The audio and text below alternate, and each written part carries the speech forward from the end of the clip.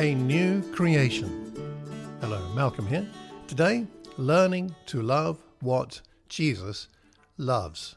Quiet Time Coaching, episode 531, and part of the New Creation series. In fact, episode 22 in that. So, the premise of this series is that God is loving us and bringing us into spiritual character growth, and Jesus is the inspiration for that. We're being transformed into His likeness, 2 Corinthians 3 and verse 18. How does this actually happen is the key question, perhaps, and I suggest that one important part of it is following Jesus. It's being His disciple, because following Him changes us in the following, and of course those changes help us to continue to follow Him and grow. So today, with that in mind, I have some thoughts on learning to love what Jesus loved. Surely that will transform us. Firstly, how do we do this? We begin by noticing who He loved. This involves having a look at the Gospels and seeing who He loved, either because it states that He loved them or just we can see by His actions that He did. A couple of examples for us of the very many that there are. Who did He love? He loved His disciples, didn't He? John 13 verse 1. Having loved His own who were in the world, He loved them to the end. Indeed, also He loved the hurting. John chapter 11 verses 33 to 36, when Lazarus had died. It says, when Jesus saw her weeping, and the Jews who had come along with her also weeping, He was deeply moved in spirit and troubled. Where have you laid him? He asked. Come and see, Lord, they replied. Jesus wept. Then the Jews said, see how He loved him. He loved Lazarus, He loved Mary, He loved Martha. He was deeply moved. He loved those who were in a place of hurting. So one thing you might like to do to develop this is to take one of the Gospels and skim over it and note who Jesus loved in word and in deed.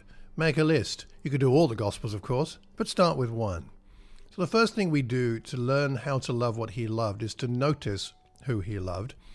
And the second thing is to ask God to help you.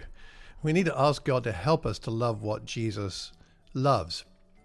And perhaps we need to bear in mind the promise of 1 John chapter 5 and verse 14. This is the confidence we have in approaching God, that if we ask anything according to His will, He hears us. It's often hard, I find, to love what Jesus loves because it demands something from me.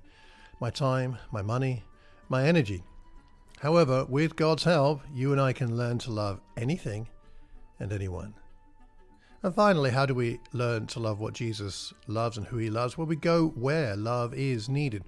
If we notice around us where love is needed and go there, we will find people who are grieving, in pain, discouraged, angry or depressed or anxious, and when we visit them, having prayed, then we find the love of Jesus is there. Someone said that when we go to people in need, we find Jesus there. And it is in the going and being there that we learn how to love in the way Jesus did, and to love who He loved. So a question for reflection and to pray over. Who do you find hardest to love in your life right now? Who is that person? And my question to you when you've identified that is that the very place you will find Jesus? That's worth praying about. See, God is transforming us with His love so that other people can feel His love through us. That's the essence of being a new creation.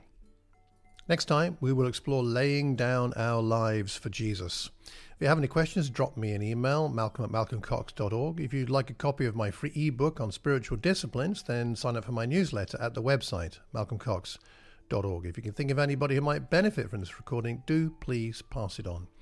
And I hope and pray that you will enjoy being a new creation and learning how to love what and who Jesus loves. Take care, and God bless.